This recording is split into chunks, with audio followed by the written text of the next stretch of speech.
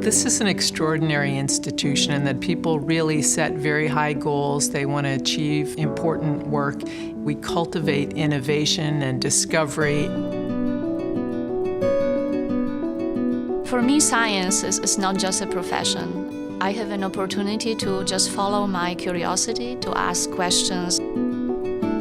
Every day when I come to the lab, we can push the scientific knowledge. Well, and it ties it too to the story. One of the great things about Washington University that everybody knows is that it's such a collaborative place.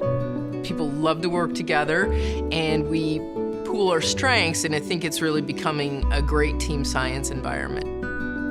We all want to make it a better place for everybody to work. At a certain point, it was not easy for women to do research, to be accepted as researchers. There were very few women in leadership positions. Jessie Turnberg is an extraordinary individual. She was one of the very first women medical students here, and I think she'll be the first to tell you that she only got in because they thought her name, Jessie, was a man's name. I had been so excited about being accepted for this program. And I was just eager. And I got here, I found where they were signing in, and I went there, and the guy looked at me, and he said, "Oh, no, you've made a terrible mistake. We don't have any women in the surgery." And he got this horrible look on his face, and he said, "Oh, yeah, my God."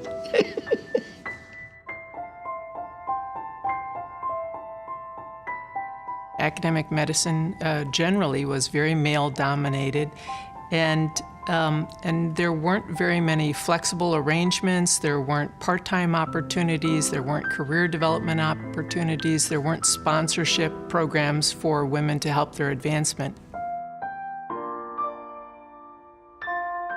25 years ago, and that's what we're celebrating. A group of women, spearheaded by Rosalind Kornfeld, who is an amazing scientist here at WashU, were able to recognize in one another the wonderful things they were doing, but also help one another both professionally and on a personal front. Initially, it was sort of the brown bag luncheons, and just opportunities to meet other women that were faculty members.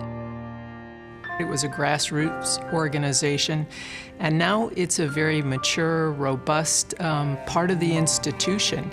But there are still really big challenges here.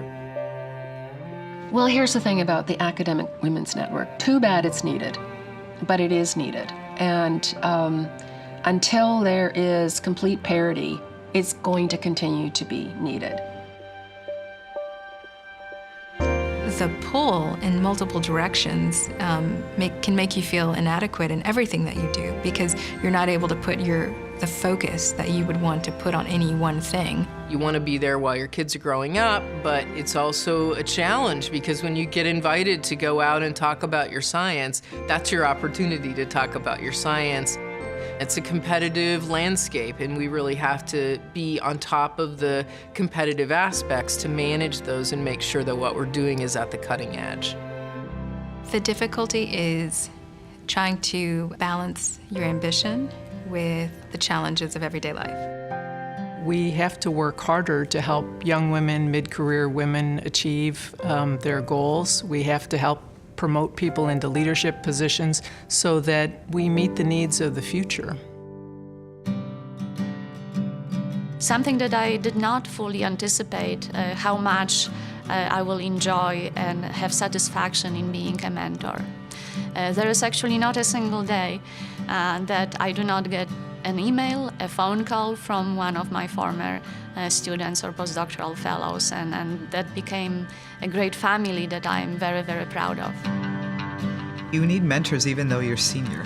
That's what I thought, is that I thought of how important it was when we were really junior, and that's the time that you would need a mentor, but you actually need them throughout your entire career. The Academic Women's Network has been instrumental in helping us understand the importance of sponsorship. Sponsorship is something that I'm really passionate about. Quick peek. Someone who, when you're not around, is saying your name. You have to have a champion. You have to have people that are really out there cheering for you and trying to make things happen for you. I've seen many people who have been brilliant scientists, but the ability to navigate your career is a completely different question. There are different challenges that we just have to recognize. I think this is the challenge, is really to increase the diversity of our workforce. Like, what a blessed woman surgeon I am. But I don't want to say it's easy, because it isn't easy. And so the truth is, it's difficult being in a minority, no matter what it is. And unless you're in the minority, you don't get it. As they succeed, the department succeeds and the institution succeeds. When you have a diverse workforce, when you have a diverse, leadership, a diverse board, it only enriches the entire environment. They've done a wonderful job in a number of ways, which I think is spectacular. They're good in water. We're celebrating amazing people. It is humbling. It's humbling and it's exciting, and it keeps me passionate about what I do and the small part that I may play. There are many, many extraordinary women here in lots of departments, lots of disciplines, who make it a pleasure to work here every day because of their scientific contributions, their clinical contributions, and what they do for the students here. The glass ceiling has been broken by the women in our department. It's been phenomenal. The infrastructure has been set up for us to be successful. Washington University is always in the top 5 medical schools in the country. And now we have a ton of women in the ranks. I am very proud of the work that the Perinatal Behavioral Health Service is accomplishing. We have a lot of women that work for us, and we've reached hundreds of women here on campus, thousands even. I felt that there's a real opportunity here to build one of the best in the country or in the world developmental biology communities. Oh, we're doing great. We are number 4 in the NIH. We just got this prematurity center from the March of Dimes, which was a $10 million investment. I've shifted sort of from solely focusing on technology to how can we really begin to apply this technology, and how can we enhance these incredible collaborations that we have to really start to change the fundamental aspects of how humans receive health care. Well, I think things are much better now, infinitely better. While it's a challenge to be an academic woman, it's fun.